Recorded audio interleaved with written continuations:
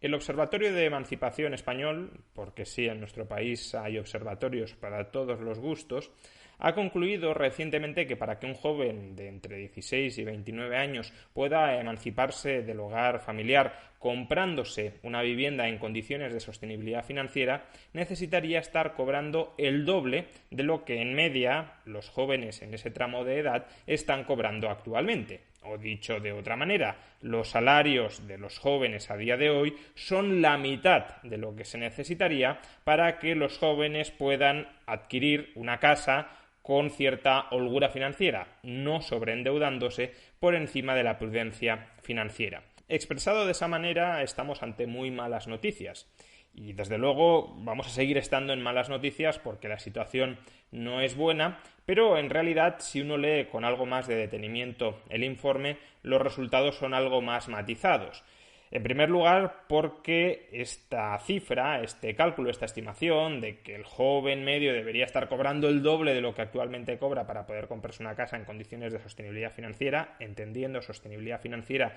con no dedicar más del 30% de tu salario al pago de la hipoteca,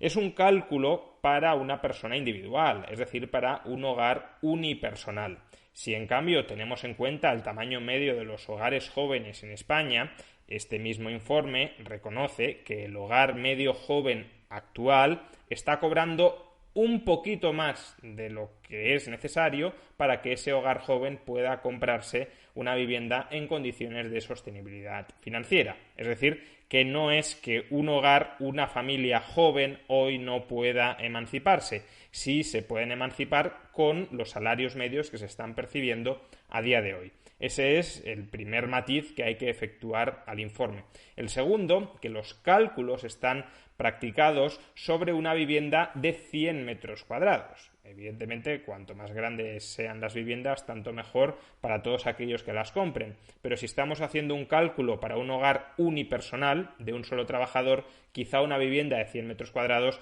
sea excesiva en relación a sus necesidades presentes. Quizá para las necesidades futuras familiares, desde luego no, pero entonces pueden entrar nuevos sueldos a casa, incrementando los ingresos del hogar para hacer frente a la cuota de la hipoteca.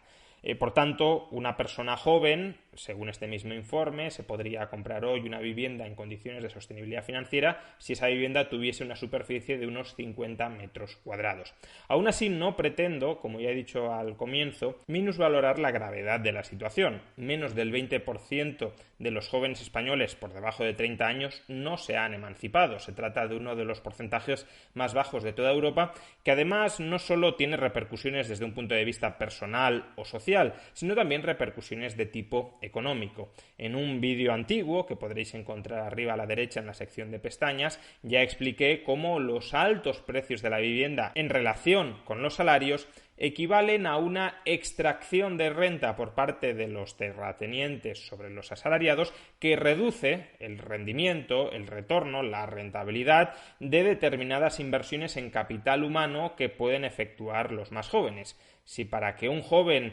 pueda estudiar una buena carrera tiene que venirse a vivir a Madrid o a Barcelona o a Valencia y los precios de los inmuebles en esas ciudades están por las nubes, la rentabilidad que va a obtener ese joven por formarse universitariamente, por adquirir estudios superiores en alguna gran ciudad, va a ser menor que si los precios de la vivienda fueran más bajos. Y eso puede desincentivar que muchos jóvenes se lancen a adquirir estas habilidades, esta formación, este capital humano que luego es tan sumamente importante para nuestra productividad. A su vez, el hecho de que los precios de la vivienda sean muy altos en relación con los salarios en las grandes ciudades también reduce el incentivo de ir a vivir a una gran ciudad. Y aunque eso puede tener algunas ventajas medioambientales, por ejemplo, también tiene inconvenientes desde el punto de vista de las economías de aglomeración. Cuando mucha gente muy buena, muy brillante, vive o trabaja codo con codo, se generan sinergias que hacen incrementar la productividad de todos ellos. Por tanto, el hecho de que los jóvenes no se puedan emancipar con facilidad, como digo, no solo es un problema personal para la planificación de la vida de cada cual, no solo es un problema social, por ejemplo, si tienden a formarse menos familias y por tanto la natalidad se ve retraída por esa menor formación de familias, sino que también es un problema económico. ¿Y cómo solucionar ese problema económico? Bueno, si hemos dicho que los jóvenes cobran la mitad de lo que deberían cobrar para poder pagarse una vivienda en condiciones de sostenibilidad financiera, una primera solución intuitiva es duplicar los salarios de los jóvenes. Si conseguimos que los jóvenes cobren el doble, entonces los jóvenes ya podrán pagar los altos precios actuales de una vivienda. Este enfoque, sin embargo, tiene un problema crucial, tiene un problema fundamental. Dejando de lado que no es tan sencillo como escribir en el BOE que todos los jóvenes de España tienen que cobrar el doble como para que de verdad empiecen a cobrarlo, tengamos presente que si mantenemos más o menos constante el stock de viviendas y a la vez aumentamos el poder adquisitivo de los jóvenes o del conjunto de los ciudadanos, lo que tenderá a suceder es que el precio de la vivienda subirá todavía más. Imaginad que estáis en una subasta donde la cantidad de bienes, el stock de bienes que se está subastando está dado y lo que hacemos es incrementar el dinero que todos los que acuden a la subasta a pujar tienen para que puedan pujar por esos bienes. Pues lo que sucederá es que el precio de esos bienes tenderá a subir, a subir y a subir. Por tanto, únicamente incrementar los salarios no es una solución. Ni es factible, porque los políticos no controlan los salarios del conjunto de la población, ni tampoco es efectivo, porque aunque los políticos controlaran el salario del conjunto de la población, si elevamos generalizadamente los salarios, lo que sucederá es que la vivienda se tenderá a encarecer todavía más y, por tanto, el poder adquisitivo de esos salarios en términos de vivienda se reducirá. ¿Cuáles serían, pues, las soluciones específicas para que los jóvenes puedan emanciparse mucho antes de lo que actualmente se están emancipando? Bueno, hay un primer conjunto de actuaciones que no son las cruciales, pero sí son muy importantes más allá del mercado inmobiliario, para solucionar la situación deplorable que muchos jóvenes experimentan en el mercado laboral. Aunque hemos dicho que los jóvenes de media están cobrando la mitad de lo que deberían cobrar para poder comprarse una casa en condiciones de sostenibilidad financiera, esta afirmación no es exactamente así. Es verdad que si cogemos todos los jóvenes que en algún momento del año tienen un empleo, la media de sus remuneraciones es la mitad de lo que se necesitaría para poder acceder a una vivienda de manera holgada. Pero pongamos algunas cifras a esta afirmación. El salario que debería percibir un joven para poder comprarse una casa en condiciones de sostenibilidad financiera es de 1.935 euros al mes. Como digo, el doble de lo que cobran de media hoy en día los jóvenes que en algún momento del año están trabajando. Ahora bien, ¿cuánto cobra de media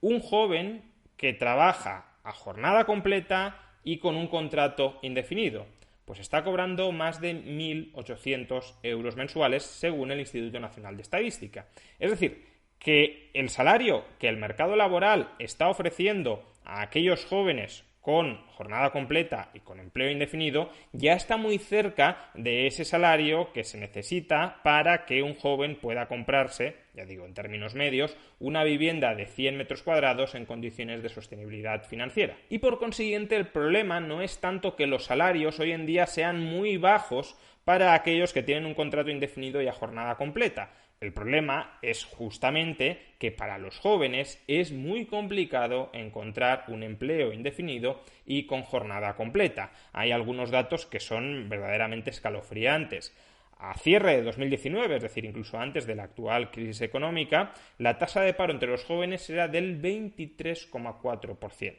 La tasa de temporalidad, aquellos que no están trabajando de manera continuada con un contrato bajo un contrato indefinido, era del 55%. Y la tasa de parcialidad, el porcentaje de jóvenes que tenían un empleo a tiempo parcial, del 27%.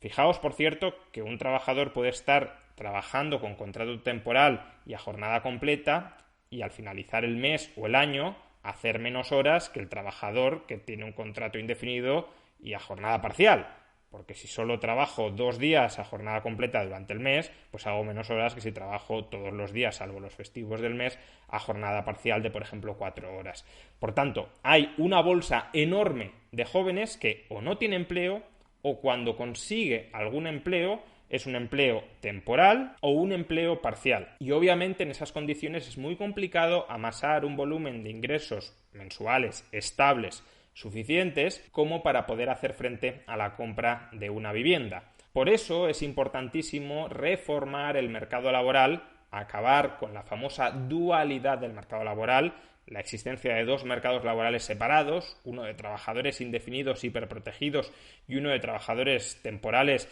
con relaciones de trabajo basurientas y muy inestables, y que no hay ningún tipo de conexión o casi ningún tipo de conexión entre ambos mercados, porque nadie sale del mercado indefinido hiperprotegido, y como nadie sale, tampoco casi nadie entra, y como los empresarios ya tienen un porcentaje de sus plantillas muy alto en contratos indefinidos que son muy difíciles de romper, la flexibilidad que necesitan para el día a día de sus empresas la consiguen a través de esos contratos temporales que van renovando, que van expirando y renovando sobre una base casi diaria o semanal. Por tanto, reforma del mercado laboral para facilitar la inserción laboral de los jóvenes en unas condiciones de estabilidad laboral y de remuneración adecuada, que es la remuneración que a día de hoy ya están disfrutando aquellos jóvenes que de manera bastante excepcional tienen un contrato indefinido y a tiempo completo. Reformar el mercado laboral, por cierto, puede implicar liberalizar el mercado laboral.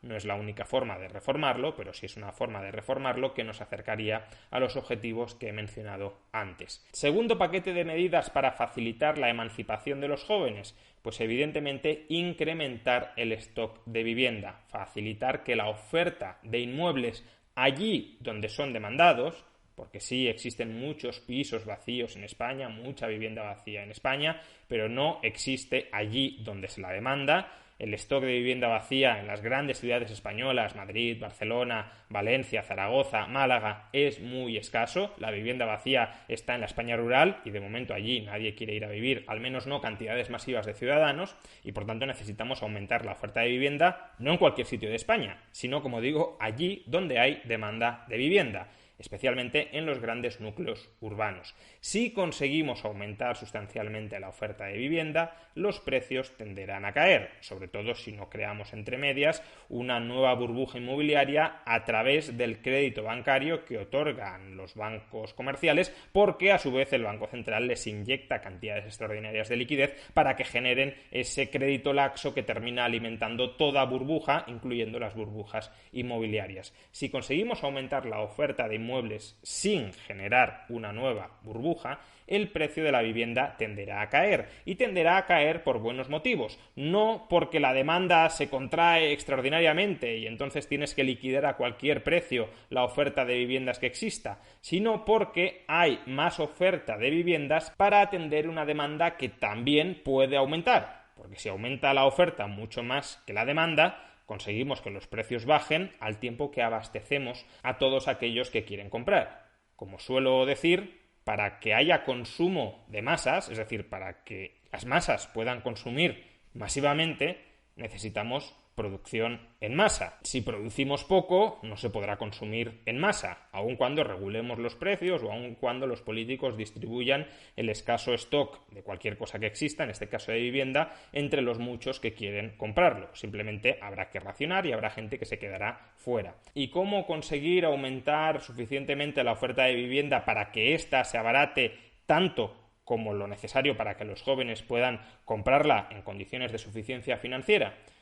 Pues básicamente liberalizando el mercado inmobiliario y muy en particular el mercado del suelo. El suelo está contingentado políticamente y si son los políticos los que deciden dónde se construye y dónde no, y al decidir dónde se construye y dónde no, deciden que no se pueda construir en prácticamente ningún lado, salvo que ellos recalifiquen y se lleven la correspondiente mordida en ese proceso, entonces tendremos una escasez extraordinaria de suelo y tendremos consecuentemente una escasez extraordinaria de viviendas en relación con la demanda. Por tanto, hay que liberalizar el suelo, y todos aquellos que crean que Aznar ya liberalizó el suelo en el año 97 y que eso fue un rotundo fracaso, también os invito a que veáis el vídeo que dediqué a desmontar esta falacia y que encontraréis en la sección de pestañas. Por tanto, ¿cómo potenciar, cómo facilitar que los jóvenes se emancipen? Primero, reforma del mercado laboral, idealmente liberalización del mercado laboral, para alcanzar relaciones laborales